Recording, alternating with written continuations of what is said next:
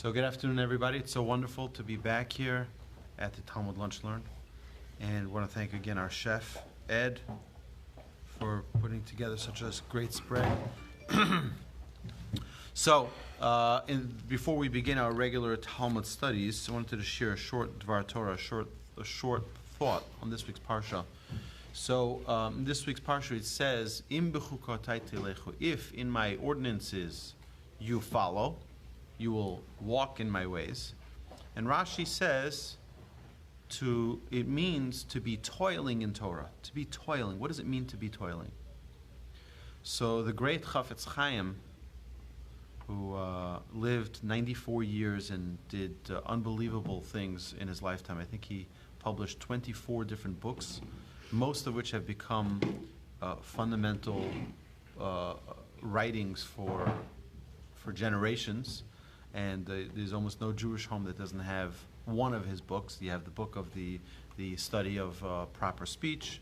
You have the book of study of halacha in the Mishnah Brura, etc., etc. And the Chafetz Chaim used to say the following. He said, when we conclude a tractate of Talmud, there's a certain blessing that we say, a certain prayer that we say. One of the parts of the prayer is, Anu amelim, we toil and they toil. Anu amelim u'makablim schar. We toil and receive reward, while they toil, vehem amelim ve'inam makablim schar. They toil and they do not receive reward.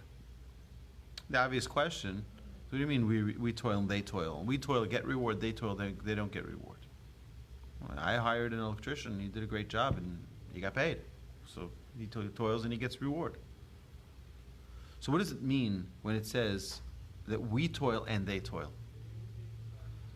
So our sages tell us a very interesting thing, and the Chafetz Chaim points this out. What happens if you call your plumber and you tell him, I have a leaky sink and I need you to fix it? He says, no problem. It's going to cost you $100. He comes 9 a.m. and he brings all his tools and he gets under your sink. And he's working and working and working. He says, excuse me, I just got to go to Home Depot, get a few parts. Comes back, and then he's working again for a few hours. Comes 5 o'clock in the afternoon, and he says, sorry, Mrs., but I cannot fix your sink. There's something wrong, and I can't identify what the problem is. I've tried. I've worked so hard. I worked here for 8 hours. I charge, this and this amount for my services. And you're like, excuse me, I didn't ask you to work, I asked you to fix, right? And it's obvious you won't pay him. You called him not to work, you called him to fix your leaky sink. But I worked so hard. That's great. But I asked you to fix the sink. If someone sits and studies Torah, spends 8 hours or 80 hours to understand the verse in the Torah, to understand the line of Talmud, to understand a commentary on the Mishnah, and he doesn't understand it, does he get rewarded for his time? Does he get rewarded for the toil? Or is it only the final product that we look for? See, one of the most fundamental principles in Judaism is a Mishnah that tells us, Lo alecha hamlacha ligmor, aval iyat ben chorin lihibatel mimena. In Judaism, we reward toil. We don't reward completed product, per se. Meaning, if someone sits and toils on a word of Torah for 10 hours and comes out with no conclusion, now in the business world, that might not do you well. But in God's world, that's everything that counts. It's the toil that counts. It's not the results that counts. And that's such a fundamental principle the Chafetz Chaim teaches us.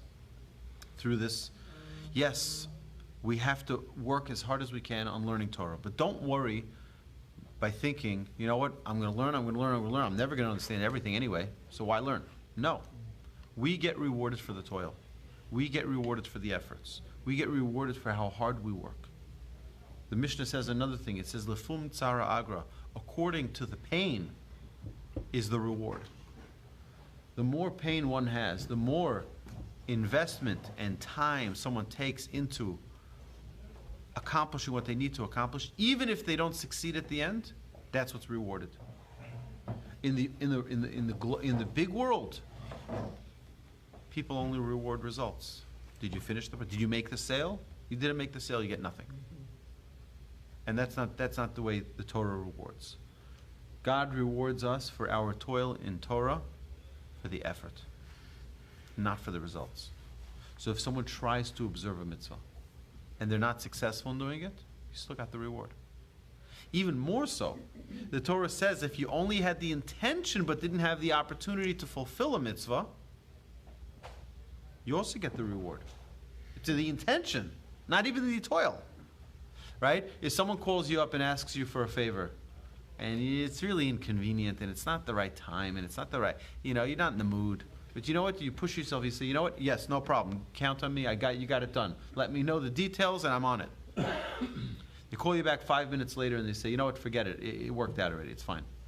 You got the reward as if you fulfilled that mitzvah. Even if you didn't even, it's the intention. And that's what this week's Parsha starts off with. In Bechukotai telechu, you put your effort in the walking. You're walking. You're in motion to go make it happen. That's what counts. No results are calculated. No results are looked at. We look at the efforts. Hashem should bless us all that we should succeed and be rewarded for all of our great efforts in doing the deeds that Hashem wants us to doing the mitzvahs and doing all of the great learning and studying that we intend to do. God should give us, Hashem should reward us and give us the due reward, even though the world won't recognize only but a finished product. Hashem recognizes the toil, He recognizes the effort, and recognizes our intentions. With that, my friends, have a great Shabbos. Thank you for joining us. And we will continue with our regular Talmud study. Now, you're all welcome to join us every week at the Torch Center, 12 p.m. for a lunch and learn. Have a magnificent Shabbos, everybody.